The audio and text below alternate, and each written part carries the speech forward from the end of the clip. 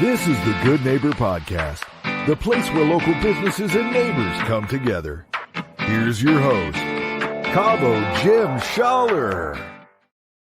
Welcome, good neighbors, to episode number 211 of the Good Neighbor Podcast. Today we have good neighbor Sarah Gallant from the Homeschool Lab. Welcome.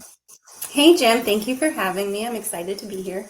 Absolutely. Always good to get to meet people in the community and learn a little bit more about what they do.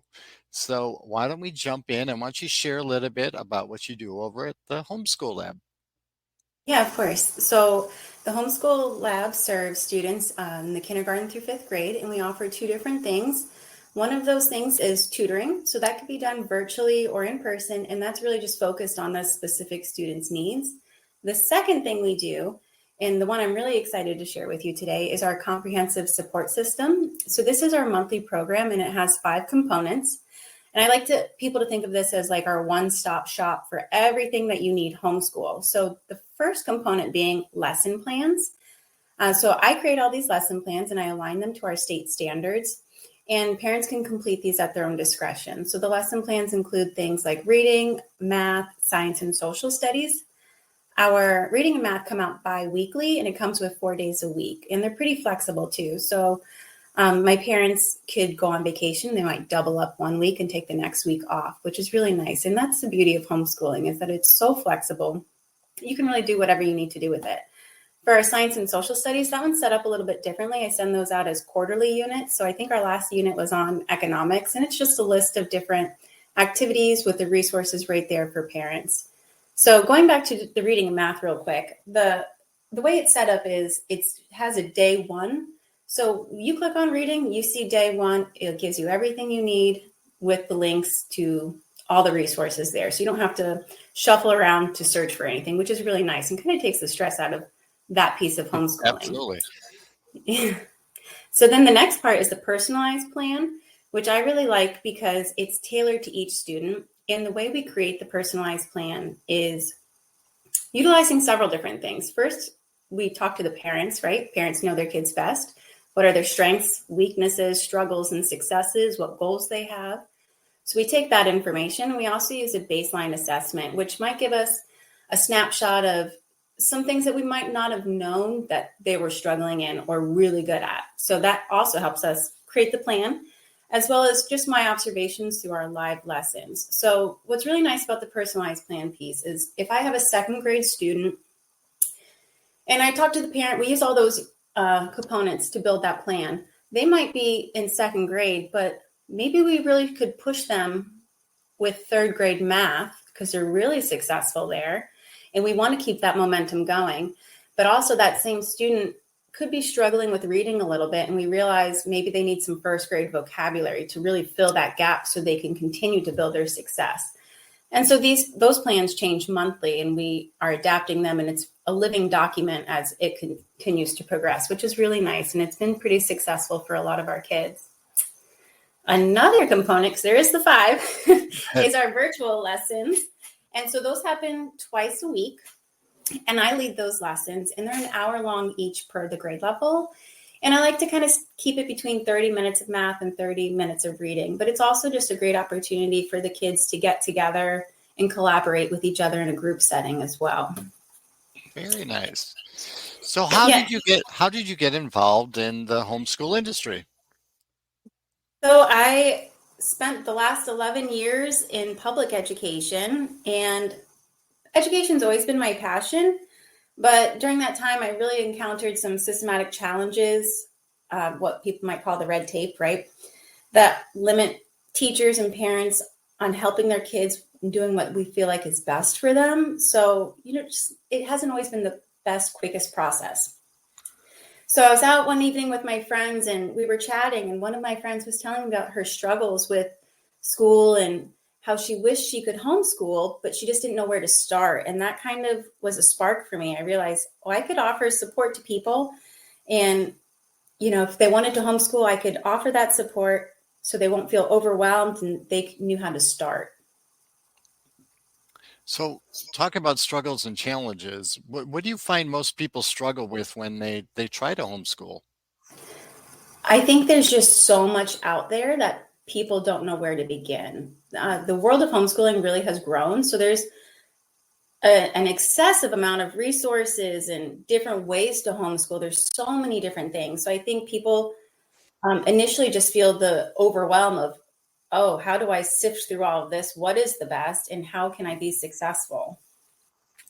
And following that up a little bit, how, myths or misconceptions surrounding homeschooling, can we clear some of those up for our listeners today? Oh yeah, I think there's like a few of the big ones where a lot of people feel like homeschool students are unsocialized, they're a little different, but I really don't think that could be like further from the truth. The homeschool families I work with are so well-rounded. I mean, these kids are doing 4-H, gymnastics, sports. They're traveling when, people in traditional schools can't do those things. So they're gaining real-world experiences every single day outside the classroom walls. So they're definitely socialized. Absolutely. So talking about trending, do you see certain things trending, within the industry or about schooling in general?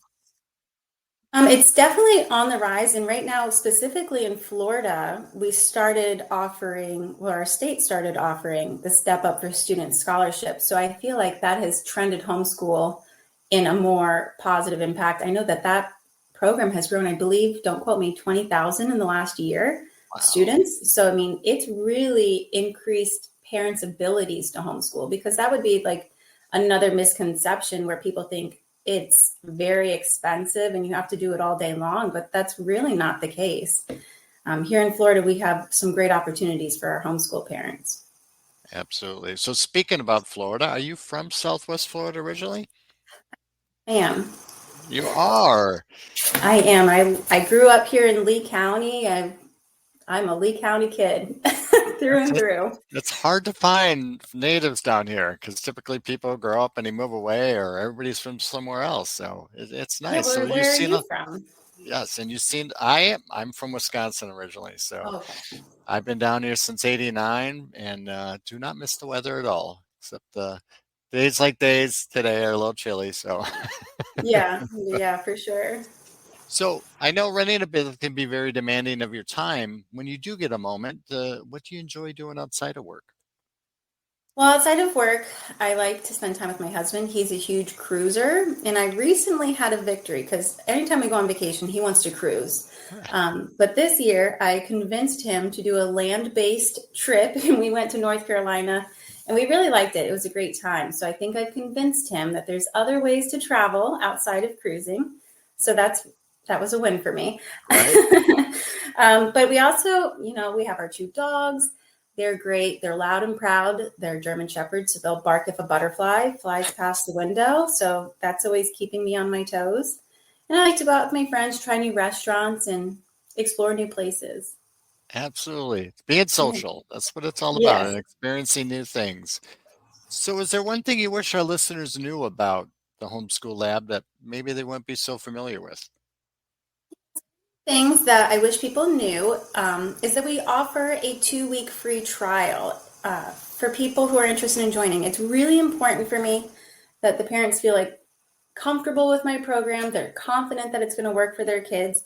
And I never want someone to sign up for something and not really be sure about it. So we do offer a 2-week free trial for any parents who are interested in getting started. And then we also accept the PEP scholarship. So our program is pretty low cost, but it might not cost some parents anything at all.